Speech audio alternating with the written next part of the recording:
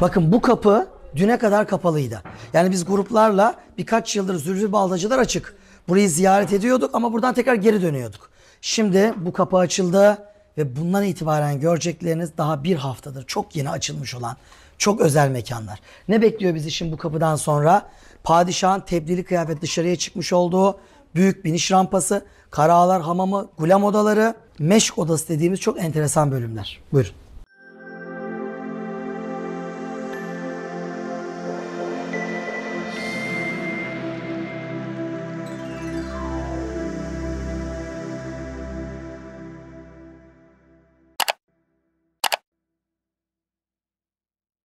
Bakın bu kapı düne kadar kapalıydı. Yani biz gruplarla birkaç yıldır Zülfü Baltacılar açık. Burayı ziyaret ediyorduk ama buradan tekrar geri dönüyorduk. Şimdi bu kapı açıldı ve bundan itibaren görecekleriniz daha bir haftadır çok yeni açılmış olan çok özel mekanlar. Ne bekliyor bizi şimdi bu kapıdan sonra? Padişahın tebdili kıyafet dışarıya çıkmış olduğu büyük biniş rampası, Karaağalar Hamamı, Gulam odaları, Meşk odası dediğimiz çok enteresan bölümler. Buyurun.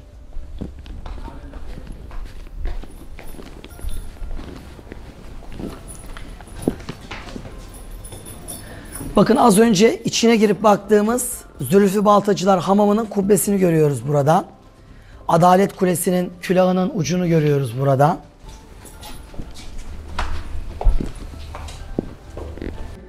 Direkt şu amaçla kullanılıyor diyebileceğimiz bir fonksiyonu yok. Çünkü bu saray 6 asır boyunca hizmet görmüş, 5 asır aktif, 4,5 asır padişahlar birebir burada hüküm ferma olmuşlar.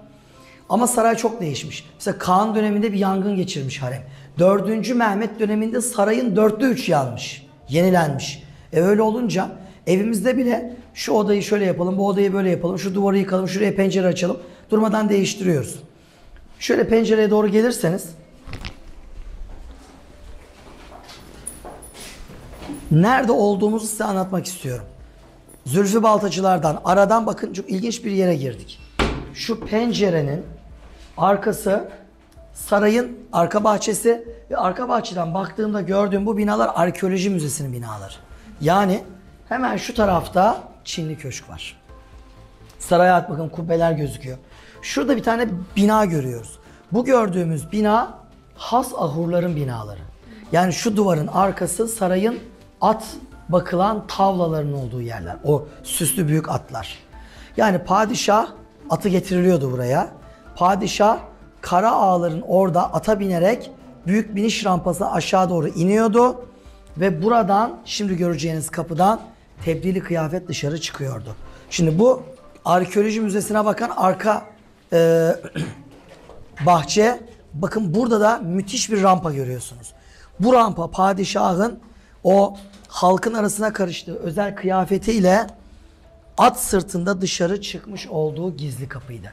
Ve ilk kez ziyarete açıldı. Hadi görelim. Evet, herkes alayım böyle.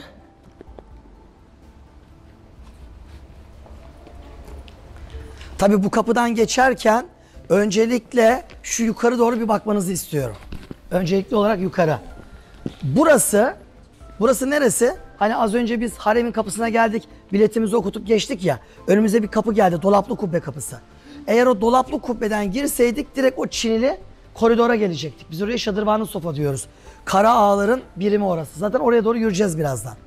Padişahın has odaları arkada. Padişah kendi has odasından at sırtında buraya kadar gelebiliyordu. Hatta o aralarda böyle ata binip indiği binek taşları var. Onları da göreceğiz birazdan. Oradan at sırtında böyle iniyordu aşağıya. Bakın atın ayağı burada hayatta kaymaz. Yani devamlı ata binen biri olarak söylüyorum. Atın ayağı asfaltta acayip kayar. Yekpare taşta jilet gibi kayar.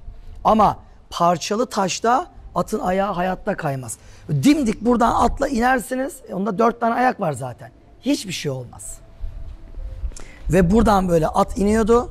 Sırtına padişah. Araba kullanılmıyordu. Bu arabalı bir yol değil. Arabayla zaten tebdil kıyafet dışarı çıkılmaz. Atla ya da yaya ama genelde atla. Buradan geliyordu padişah. Bu şekilde devam ediyoruz. Böyle geliyordu. Buradan geliyordu. Bu şekilde buradan dönüyordu. Ve rampanın devamını görüyor musunuz? Buradan aşağı doğru iniyordu. Abdurrahman Şeref Bey kendi kitabında bunu anlatıyor. Yani padişahın tebdili kıyafet halkın arasına nasıl karıştığını anlatıyor. Birçok padişah bunu yapıyordu. Neden? Hem halkı, tebaasını takip ediyordu. Aç mı, tok mu, neden şikayetçi? Hem de devlet yetkililerinin ne kadar düzgün çalıştığının da aynı zamanda tetkikini yapıyordu. Bir cami imamı ya da oradaki bir çarşı ketüdası, pazardaki bir yetkili, bir ahi, şeyhi hepsini incelerdi padişah. Buradan aşağı iniyordu, halkın arasına karışıyordu. Yanına birkaç tane görevli uzaktan uzağa padişahı takip ederdi. Bunun dışında kimse yaklaşmazdı. Bazen de Çinli Köşk'e girermiş. Bazen cülüs töreni sonrası at sırtında buradan girdiği anlatılır. Ama normal zamanda törende göstere göstere padişah buradan çıkmaz. Nereden çıkar? Bizim sizinle girdiğimiz Bab-ı Hümayun ve Bab-ı Selam'dan çıkar. Tebdili kıyafet hiçbir padişah ana kapıdan dışarı çıkmaz. İşte burası büyük biniş rampası böyle bir özelliğe sahipti. Hemen altımız Çinli Köşk. Ve bu rampanın Fatih döneminden beri olduğunu düşünüyoruz. Çünkü Çinli Köşkü kim yaptırdı? Fatih. Tepedeki Fatih Köşkü'nü kim yaptırdı? Enderun'da Fatih. Demek ki daha Fatih döneminde Fatih Köşkü ile bizim bugün Hazine Dairesi dediğimiz Çinli Köşk arasında bir at yolu, bir yürüyüş yolu vardı. İşte o yol ziyarete birkaç gün evvel açılmış oldu. Bunun dışında padişah buradan gelecek, gidecek, kapıyı kim tutacak, görevleri koordine edecek. Burada bir yetkili olması lazım. O kimdi? Baş Gulam Ağası'ydı. İşte o Baş Gulam Ağası'na da köşeyi vermişler. Bu gördüğünüz köşe birim Baş Gulam Ağası'nın durduğu yerdi ve o burada kalarak bütün buradaki sistemi organize etmekteydi. Buyurun geçelim. Bir de buraya bakalım.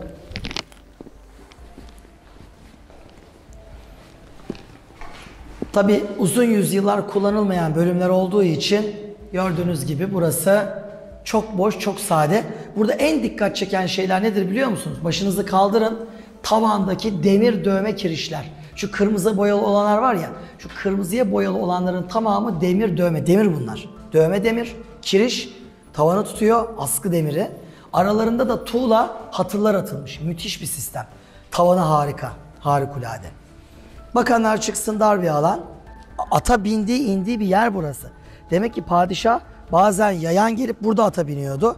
Bazen dışarıdan atla gelip burada attan inip yayan da devam ediyordu. Bu binek taşı bize bunu gösteriyor.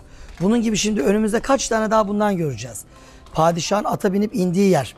Şu tepemizde, üstümüzde bir bina daha görüyoruz. Bu gördüğümüz binada meşkhane diye geçiyor. Meşkhane demek müzik dinlenilen yer demek. Tabi nihayetinde şurası Zülfü Baltacılar. Az yukarısı Karaağalar. Bunlar farklı birimler. Bu birimlerin insanları da insan. Bunların da canı var. Bunların da kendilerince eğlence ihtiyacı var. Hani bugün olsa bir televizyon onlar için de konulur. Açsın bir akşamları bir şeyler izlesin diye. O günün televizyonu ne? Meşk. Oturuyorlar ve o birimde sarayın müzik ekipleri geliyor. Musiki heyeti geliyor. Burada musiki icrası yapılıyor. Ve bu birimin mensupları da belli programlarda musiki dinleyerek kendilerine göre keyif yapıyorlardı. Şimdi rampayı tırmanmaya devam. Yukarı doğru çıkıyoruz. Çıkarken sol tarafta yine bu hafta içi ilk kez açılmış olan bir birimle karşılaşacağız. Karaağalar Hamamı. Yani şimdi öyle bir hamama gireceğiz. Bu hamam bundan birkaç asır evvel gelmiş olsaydık ve bizi buraya sokmuş olsalardı simsiyah zencilerin girdiği, su dökündüğü, yıkandığı bir hamam olduğunu görecektik. Osmanlı Sarayı'nda zencilerin yeri. Bizim Afrikalılarımız. Sarayda son derece kıdemli özel insanlardı. Hamamı bir görelim. Bakın burası soğukluk bölgesi. Naleyn sağınlıklarını görüyorsunuz. Ayakkabılarını buralara koyuyorlardı. Üst kıyafetlerini bu dolaplara koyuyorlardı. Peştemallere bürünüyorlardı. Ilıklığa, sonra da sıcaklığa geçiyorlardı. Buyurun. Mesela burada çok ilginç bir detay var. Tuvalet. Osmanlı saray zencilerinin tuvaleti. Bu o kadar ilginç ki. Mesela girdiğiniz zaman içeri 2 tane musluk var. Sıcak soğuk su. Taharetini alırken nihayetinde illaki buraya zemine su dökülüyor. Zemine dökülen suyu nasıl temizliyorlar? Diplere menfezler açmışlar. Oyuklar açmışlar. Görüyor musunuz? Bu zemine dökülen su bu menfezlerden yine aynı şekilde tuvaletin deliğine akıyor. Osmanlı saray zencilerinin kullanmış olduğu tuvalet. Padişahın tuvaletten hiçbir farkı yok, aynısı. Ve burada hamamda ilginç bir detay daha var. Bir havuz var. Tabi bu yüzmek için değil. Sıcak suya girip kirini kabartmak için, rahatlamak için. Basamaklı bir havuz. İçine doğru uzanan merdiven basamakları var. Muhtemelen 2 ya da 3 kişi bunun içine giriyordu, suyun içine. Orada suyun içerisinde, sıcak suyun içerisinde bulunuyordu. Bir hamam havuzu görüyoruz karşımızda. Hem de çok eski, 16. yüzyıla kadar uzanan. Çeşmenin, bakın özellikle yalak kısmındaki Rumi süslemeler son derece göz alıcı. Muhteşem Rumiler görüyoruz yalak kısmında. Ve ana bölüm sıcaklığa geçiyoruz. Osmanlı saray zencilerinin, yani kara ağaların yıkandıkları, paklandıkları yerler. Hamam taslarını buralara koyuyorlardı. Bakın 2 tane servi, bir gülbezek, çok güzel Rumi nişler ve sıcak soğuk suyun aktığı kurnalar.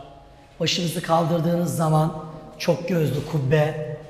Tabi burada insanı heyecanlandıran Afrika'dan gelmiş bu insanların verilen kıymet, onlar için yapılmış hamam, hamamın özelliği, güzelliği. Bir şey dikkat edecek değil mi? Zülfülerin hamamından daha geniş. Çünkü bunlar padişahtan sonra en kıdemli 2. sınıf kara ağalardır. Ak ağalardan da daha üstünlerdir. Derisi siyah insan, derisi beyaz insandan daha kıdemlidir. Sarıyı bunlar çekip çevirirler. Kara ağalar. Bir taraftan biz yine çıkalım. Bakın sıcak ve soğuk suyun aynı anda kullanıldığı çeşmeler. Osmanlı'da o yüzyıllarda bu vardı. Yani 2 ayrı çeşme, sıcak ve soğuk su geliyor.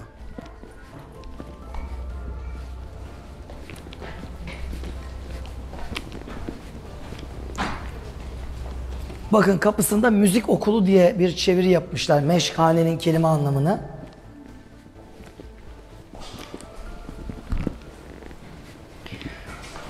Mesela Osmanlı'da bu tarz birimlerin meşkhanesinde vazife alan aynı kurum içinden musiki şinas insanlar da söz konusuydu.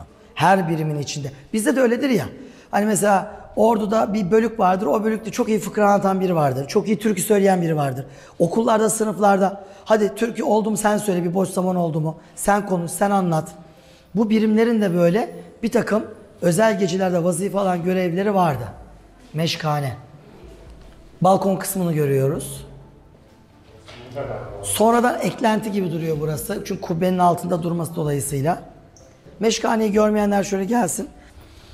Şu an ayağınızı bastığınız bu yere Fatih Sultan Mehmet'ten Sultan II. Mahmud'a kadar hemen bütün Osmanlı padişahlarının bastığını lütfen unutmayın.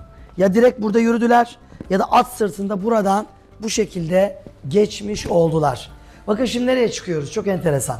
Bizim YouTube'da harem videoları var. 8 tane harem videosu. Bu şimdi 9.'su oluyor. O videolarda ben kara ağaları ayrıca anlattım. Zülfü Baltacı'da ayrıca anlattım.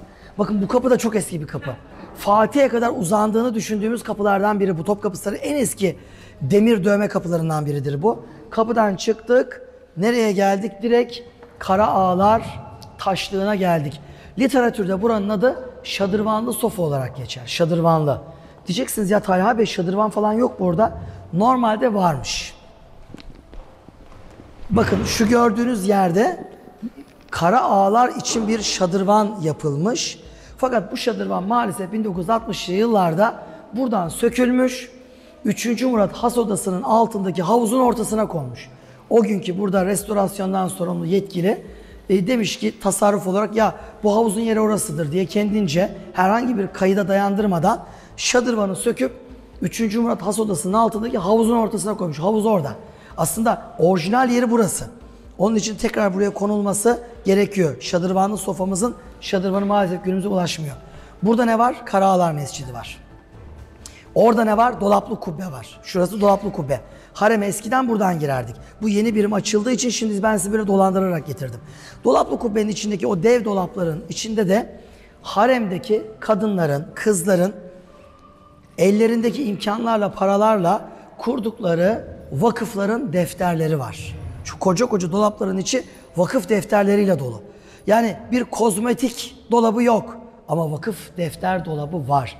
Bize anlatılan haremi sorgulamak zorundayız. Bulunduğumuz yer çok özel bir yer. Çünkü buraya padişah geliyordu. Bakın bu ne? Bu da bir at biniş rampası. Yani bazen has odadan atıyla gelip attan iniyordu. Niye burada iniyordu? Adalet Kulesi'ne çıkmak için. Bakın bu gördüğünüz kapı Adalet Kulesi'nin giriş kapısı. Kapının üzerinde bir hadis-i şerif var. Gale Aleyhisselam yazıyor. Peygamberimiz buyurdu ki, bir saatlik adalet 70 yıllık ibadetten hayırlıdır yazıyor. Bu bir hadis-i şerif. Burada da bakın tam o büyük biniş rampasından geldiğimiz bu kapının üzerinde de Kur'an-ı Kerim'den yöneticinin adaletli olması gerektiğini anlatan bir ayet-i kerime yazıyor. Neden adalet vurgusu burada çok fazla? Çünkü Adalet Kulesi tam tepemizde. Padişah devleti ve dünyayı yöneten Divan-ı Hümayun'u denetlemek için buraya çıkıp pencereden Divan-ı Hümayun'u seyretmekte idi.